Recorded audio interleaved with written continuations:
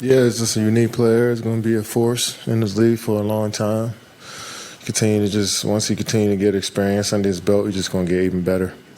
Special, I'm far from mastering the game as much as him. I know because I try to do some stuff like him, but I think I'm maybe not patient enough.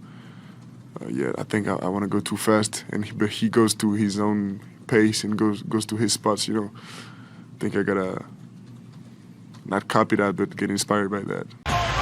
Rockets advantage. Smith. Oh my! Blocked by Wemby. You can see at the last second, Keldon realizes it, throws it to maybe Jeremy. Jeremy's not big enough to get to that one.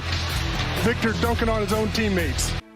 He was their friend, and he betrayed them. He was their friend! Be right there.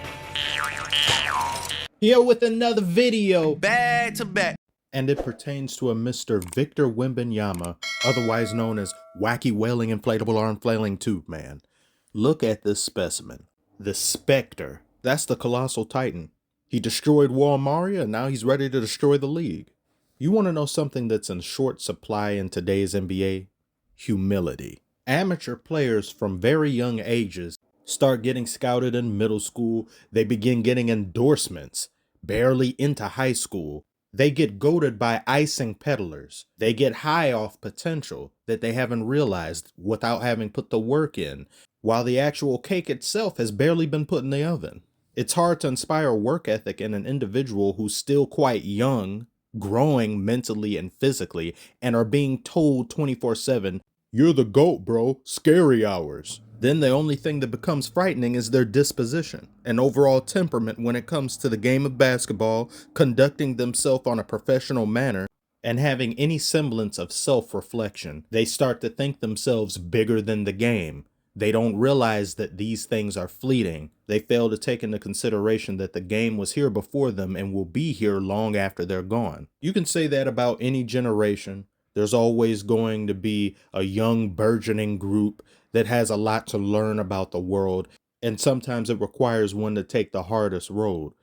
But Victor is somebody who comes from a pretty well-to-do family, someone who was told at a fairly young age, you're not just going to be in the NBA, you can possibly be one of the greatest. And before he can even step foot into the NBA, he's treated as the second coming of his airness. Yet despite those immense advantages, he displays the work ethic of an individual who's never had any of those things.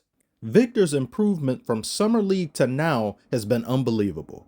He went from being someone who admitted in his post-game interview of Summer League he isn't properly conditioned, the game is moving far faster than he expected, and proclaimed pure ignorance at times on the court, to someone who's being touted as a Rookie of the Year favorite even by those who held contempt for him, which is something that's always the byproduct of too much fame too quickly. Most people don't like getting force-fed a narrative. They don't like something or someone pushed on them without feeling as though they haven't had that rite of passage in attaining such praise.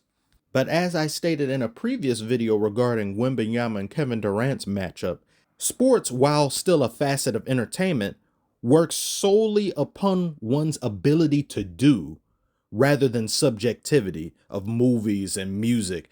People who can just get anywhere just based off looks or doing next to nothing, fabricated personas. You can't do that in the NBA. You can't do that in many different sports. It requires you to actually be as advertised. And if you aren't, sooner rather than later, you won't have a career doing this anymore.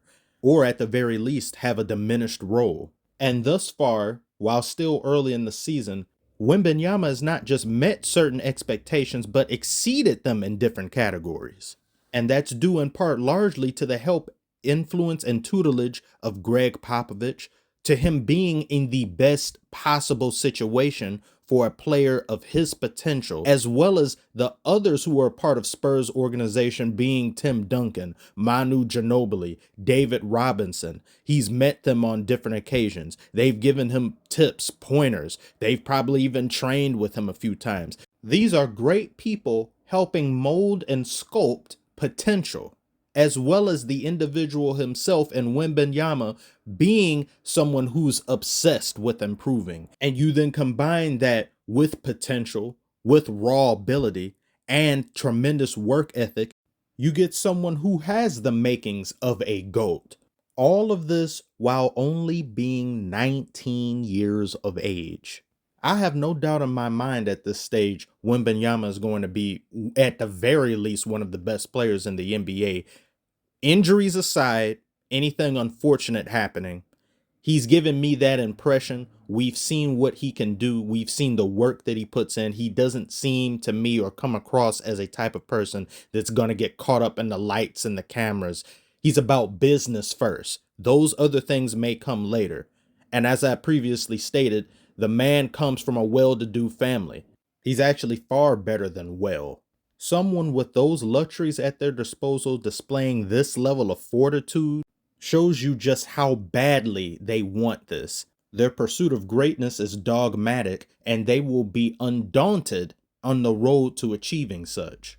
Wembanyama's play thus far has been somewhat nerfed by his own teammates' inexperience, just with them getting used to his center of gravity and playing alongside him. I can't count how many possessions, damn, they calling the cops on me for glazing.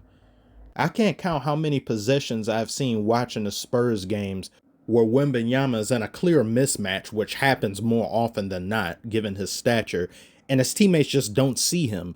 And if they do see him and they get him the ball, they pass it to him waist length or miscalculate his positioning just because how quick he can get up and down the floor as well as elevate over people without really having to elevate. Also, there's no way I'm getting blocked 2 times in the same possession by the same player. I'm pulling out a knife if necessary, but that's just me though.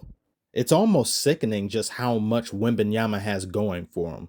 One of the greatest coaches of all time, one of the greatest organizations of all time, possibly some of the greatest physicals of all time. You can't help but succeed at the highest level in situations like these. And this just goes to show you where you get drafted matters so much for the long term as well as the immediate short term. There's something I don't like that people do when they say, oh, so-and-so left this team and did this and that. Like, there's plenty of players that have left teams, but they really never think about it from that player's perspective and just consider everything that's there and what was laid in terms of groundwork in order to be successful. Players like Kobe, players like Larry Bird, Magic, they never had to leave because they were drafted to some of the greatest organizations. Even Kobe himself contemplated and asked to be traded because of the ineptitude that was going on around the team, and that was the Lakers. And of course, they got him the pieces that he needed to get to the next level. I don't think Wembanyama is ever going to have that issue. Once they pair him with someone else to complement his game, the sky is the limit for not just him, but for Spurs organization. And you can definitely see a potential dynasty once again down the line. But do tell me what you guys think about this. Is this more pie in the sky, or do you believe a lot of what I've said is rooted in some form of reality?